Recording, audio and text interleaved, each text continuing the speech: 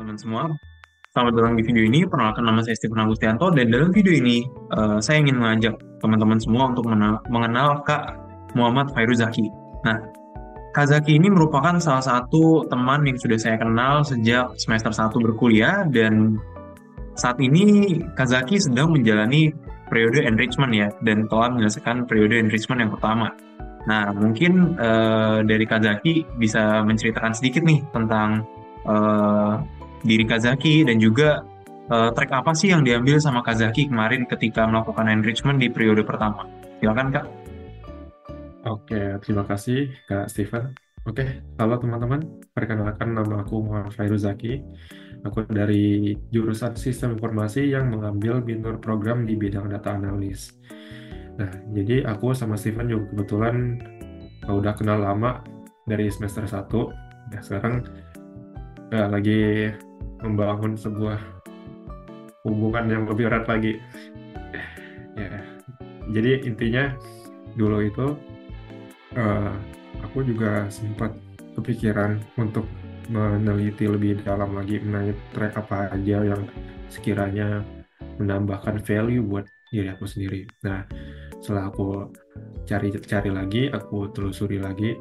Nah, salah satu yang paling aku minati itu ternyata track internship. Kenapa? Karena menurut aku sekarang ini dunia kerja itu membutuhkan sebuah pengalaman yang dimana kalau misalkan kita mempunyai pengalaman itu tandanya kita punya kredibilitas di sebuah bidang tertentu. Yang tentunya kredibilitas itu dapat menjadi sebuah tolak ukur bagi setiap perusahaan kalau kita ini punya kemampuan. Jadi mungkin itu aja, Steven. Oke, thank you Kak Zaki untuk sedikit perkenalannya ya. Nah, mungkin tadi kan dari Kak Zaki sudah menjelaskan gitu ya, bahwa Kak Zaki kemarin di enrichment periode pertamanya mengambil track internship. Nah, kalau boleh tahu nih Kak, kemarin internshipnya itu Kak Zaki mendapatkan internship di perusahaan apa atau institusi apa, kemudian juga eh, mendapatkan posisi sebagai apa gitu Kak. Mungkin boleh dijelaskan? Oke, jadi sebelumnya aku keterima di salah satu lembaga legislatif Indonesia, yaitu di DPR RI. Nah, lebih tepatnya di Sekretariat Jenderal DPR RI yang tugasnya itu membantu tugas dari DPR RI dalam bidang keahlian, administrasi, dan lain-lain. Nah, di situ aku kebetulan ditempatkan di unit kerja yang bernama Pustek Info. Kepanjangannya Pusat Teknologi Informasi, yang dimana di situ adalah eh, bidang IT-nya di DPR RI. Nah, di situ sebelumnya ada tiga profesi yang dibuka, yaitu adalah data engineer, data analyst, dan IT programmer. Nah, aku sendiri kebetulan yang di BINUS mengambil minor program data analyst, mengambil profesi di bidang data analyst karena tentunya berkorelasi antara apa yang udah aku pelajari di kampus dengan yang aku tuju saat ini. Itu Steven. Wah, oke. Thank you, Kak Zaki, untuk sedikit penjelasannya gitu ya. Nah, ini menarik banget teman-teman, karena tadi sudah dijelaskan ya sama Kak Zaki bahwa Kak Zaki ini tuh mendapatkan kesempatan untuk magang di DPR RI gitu ya. Nah, kita semua tahu lah DPR RI itu merupakan salah satu lembaga yang cukup penting di dalam pemerintahan negara kita gitu ya. Nah, mungkin Kak Zaki nih, kalau boleh tahu, sebelum Kazaki mendapatkan kesempatan untuk magang di DPR RI itu, boleh dijelaskan sedikit gitu nggak Kak? Bagaimana proses rekrutmennya seperti itu? Bagaimana Kazaki kok bisa mendapatkan internship di DPR RI gitu Kak? Mungkin boleh dijelaskan? Ya, mungkin ini agak long story juga ya. Pada awalnya aku tuh udah sempet daftar di salah satu di hampir semua mitra BINUS yang terutama di bidang data analis. Ya, tentunya aku udah coba terus-menerus sampai mendekati di bulan terakhir sampai tidak ada jawaban semuanya. Ada beberapa yang eh, melakukan kontak untuk melakukan interview ataupun tes psikotes, tapi tidak ada lanjutannya lagi. Ya mungkin karena masing-masing mitra di BINUS mempunyai standarnya masing-masing ya. Nah, terus juga kemudian aku daftar di salah satu platform yang bernama Kampus Merdeka yang disediakan oleh Kemdikbud bagi mahasiswa yang ingin mendapatkan pengalaman kerja gitu. Nah, kebetulan aku daftar di hampir seluruh perusahaan yang membuka bidang data analis. Di situ aku daftar, termasuk salah satunya di Sekretariat Jenderal DPR RI gitu. Nah, sebelumnya sempat hopeless juga kan. Masa sih perusahaan-perusahaan besar atau lembaga-lembaga besar di Indonesia itu bakal nerima aku, sedangkan di Mitra Bina sendiri aku nggak diterima gitu.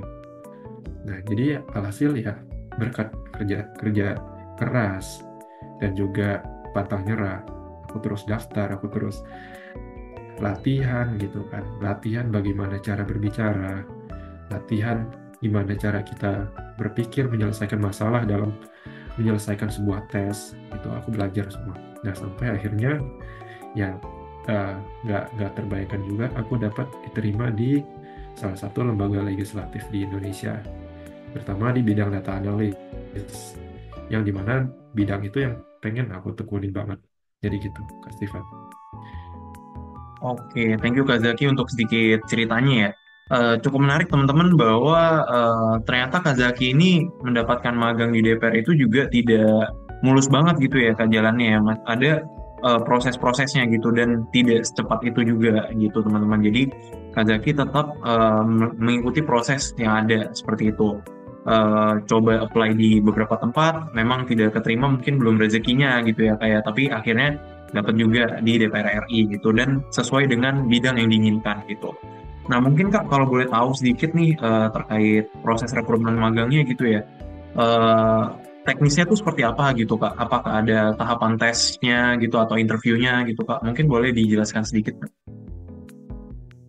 Oke, untuk di lembaga DPR RI, di sana cuma disediakan 3 macam tes, yaitu tes pengetahuan umum, terus tes tentang kebangsaan, lalu yang ketiga itu tes tentang uh, pengetahuan kita terhadap DPR RI.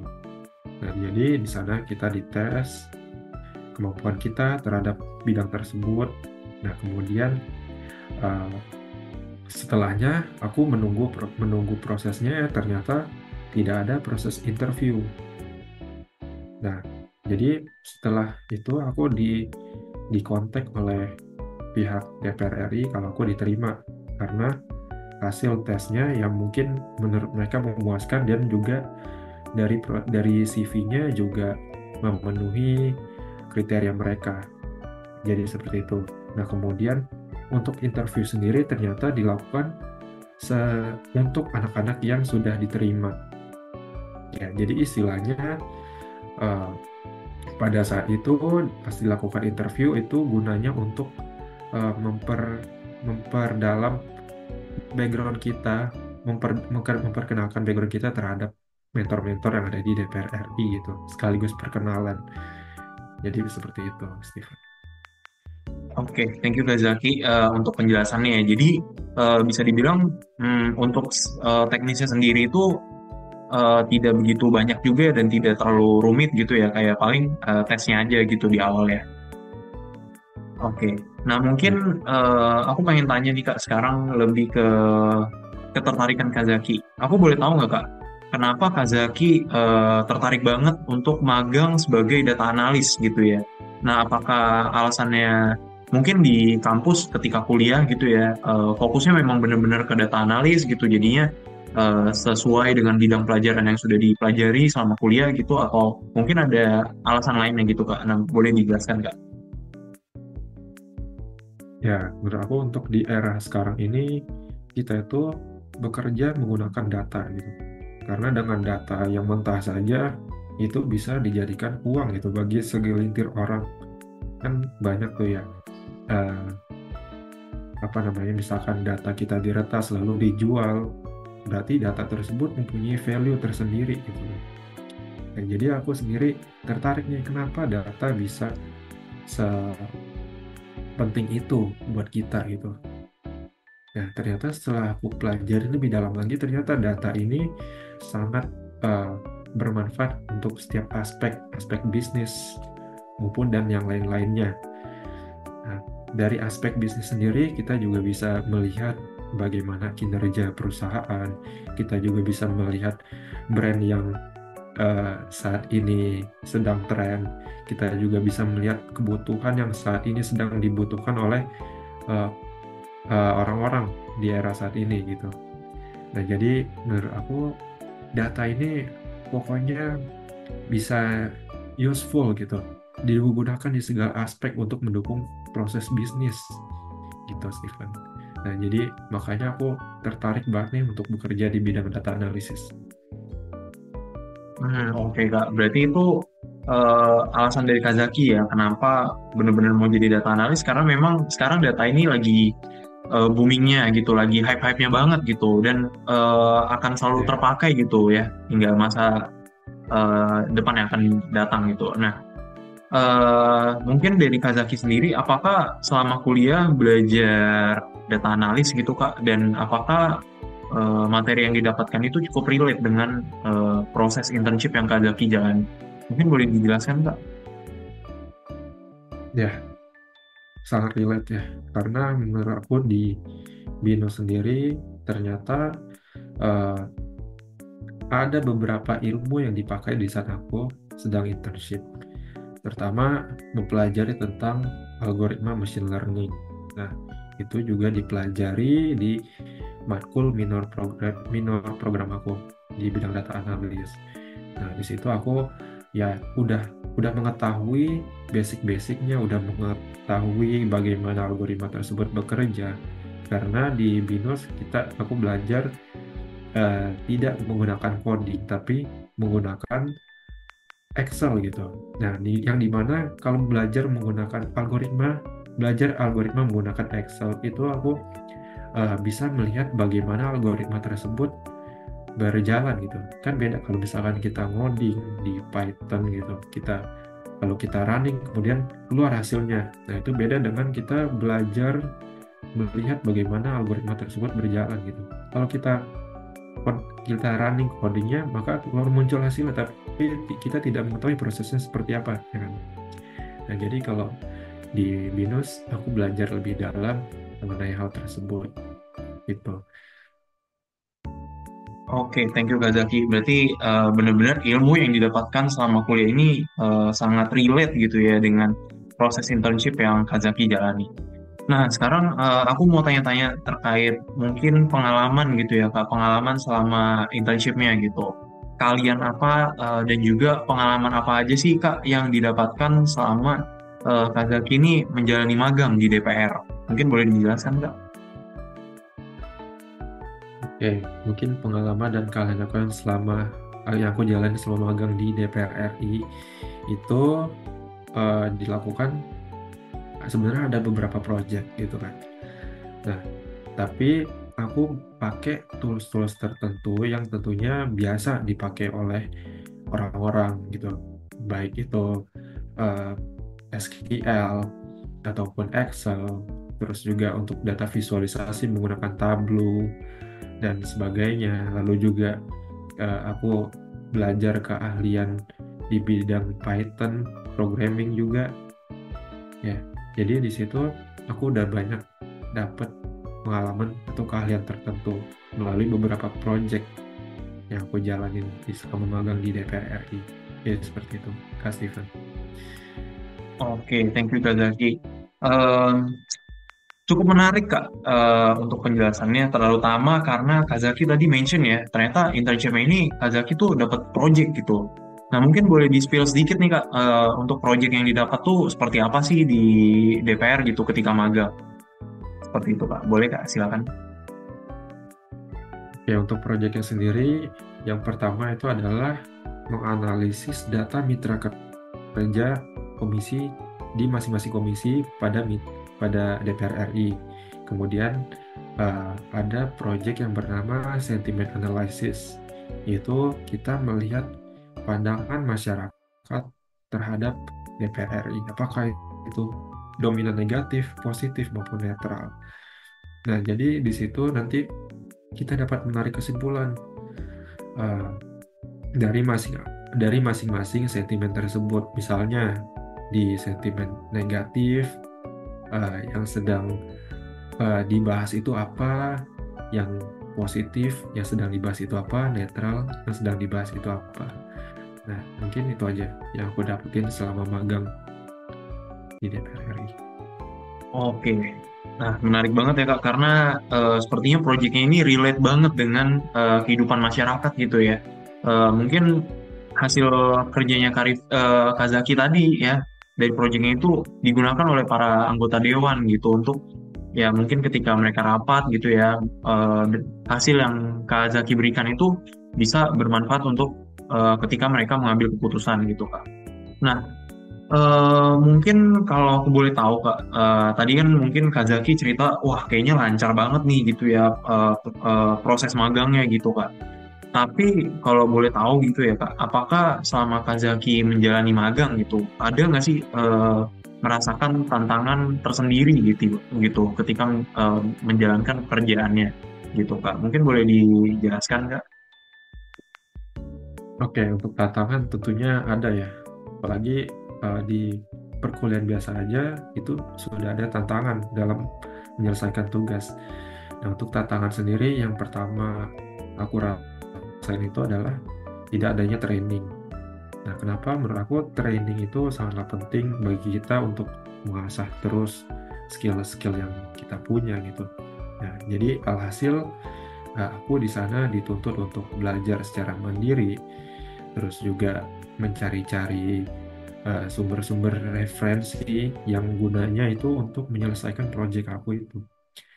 Nah, jadi mau nggak mau, suka nggak suka, tetap aku harus jalanin walaupun tidak adanya pedalaman materi gitu. Sebenarnya ada pedalaman atau untuk training seperti itu, cuman tidak rutin. Kalau bisa dihitung ya paling hanya 2 kali saja selama magang, sisanya tidak ada lagi. Ya, jadi mungkin itu adalah salah satu tantangannya. Ya, kemudian yang kedua adalah eh, ada juga partner tim aku yang sekiranya itu eh, belum menguasai salah satu tools. Ya, jadi eh, di situ aku punya 2 beban tugas. Yang pertama menyelesaikan project, yang kedua adalah mengajarkan cara menggunakan tools tersebut. Jadi istilahnya aku kerja 2 kali gitu kan. Kerja secara kerja untuk project dan juga kerja sebagai untuk mentor kepada teman-teman yang lain. Tapi di situ aku nggak ambil beban, di situ aku ngerasa senang karena bisa berkolaborasi dan berdiskusi dengan tim-tim yang lain gitu. Jadi seperti itu, Steven. Oke, thank you Kak Zaki untuk penjelasannya. Nah, dari Kak sendiri tadi mungkin kalau untuk tantangan yang kedua ya, itu bisa diselesaikan dengan cara berkolaborasi antar anggota tim gitu ya. Nah, kalau misalnya dari yang tantangan pertama nih Kak, kalau misalnya nggak ada training, dari Kazaki itu apakah ada belajar lagi di luar gitu atau mungkin minta bantuan dari mentor gitu? Mungkin boleh dijelaskan Kak? Oke, mungkin kalau untuk kesulitan-kesulitan tertentu, tentunya aku akan bertanya gitu sama teman yang dulu pernah mengambil proyek di bidang data juga. Nah, di situ aku juga berdiskusi dengan mereka bagaimana cara menyelesaikan hal tersebut. Dan juga kalau misalkan ada kesulitan, aku langsung follow up ke mentor. Nah, kemudian mentor akan memberikan sebuah saran bagaimana cara menyelesaikan masalah tersebut. Lalu aku coba mengimplementasikan apa yang diperintahkan oleh mentor. Nah, kemudian jika kesulitan tersebut rasanya masih terlalu berat, maka mentor akan eh, me- mentor akan melakukan sebuah training tapi yang seperti aku bilang sebelumnya, yang baru dilakukan hanya 2 kali. Nah, training tersebut itu gunanya untuk menyelesaikan masalah yang aku hadapin saat itu juga. Jadi seperti itu, Steven.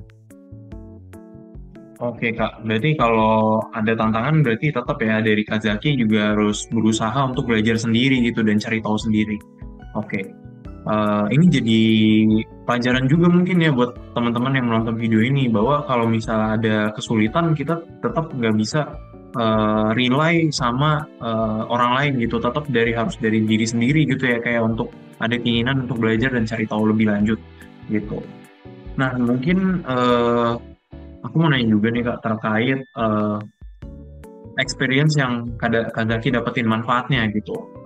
Menurut Kazaki sendiri dengan mengikuti track internship ini gitu, manfaatnya apa sih untuk Kazaki gitu? Boleh dijelaskan Kak?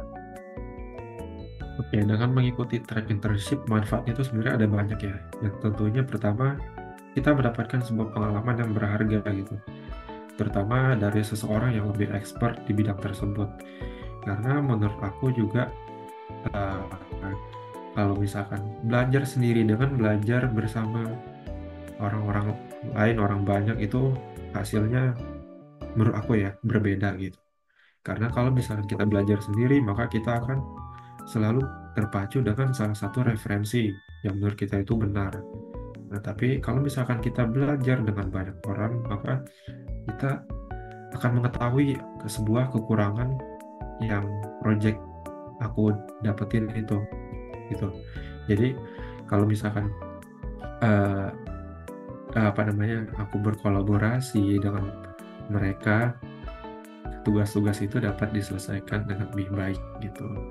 Jadi manfaatnya banyak, Steven. Nah, kemudian dari segi pengalaman, setelah segi pengalaman itu adalah yang kedua, meningkatkan value di diri kita. Tentunya kita dapat mengasah hard skill maupun soft skill kita. Ya, soft skill terutama pada saat mengasah kemampuan eh, dalam berpikir, terus juga kita berkolaborasi, terus juga kita akan belajar bagaimana berkomunikasi dengan stakeholders, dan juga kita mengasah kemampuan diri kita di bidang-bidang tertentu yang belum pernah kita pelajari sebelumnya di perkuliahan. Nah, maupun juga hard skill. Hard skill ini menyangkut kemampuan-kemampuan kita di tools-tools tertentu. Jadi mungkin itu aja, Steven. Oke, thank you Kazaki untuk sharingnya ya. Jadi eh, cukup banyak berarti ya manfaatnya yang Kazaki dapetin selama periode magang ini. Mungkin aku mau nanya nih Kak, terkait tadi ya, kan Kak Zaki udah menjelaskan tentang magang yang Kak Zaki ambil ketika periode enrichment pertama gitu. Nah, untuk periode keduanya sendiri Kak, apakah Kak Zaki udah menentukan gitu mau ambil track apa? Kemudian mungkin dari Kak Zaki gitu setelah enrichment udah memikirkan belum nanti akan eh, ada rencana karir apa gitu. Mungkin gitu Kak, silakan dijelaskan. Oke, untuk track selanjutnya tentunya aku akan ngambil further study, yang dimana aku saat ini mengambil salah satu program fast track, yaitu program peralihan antara S1 menuju S2. Nah, sekarang aku semester 6 udah selesai, dan saat ini menuju ke semester 7, yang dimana semester 7 itu program S2 sudah mulai dilakukan.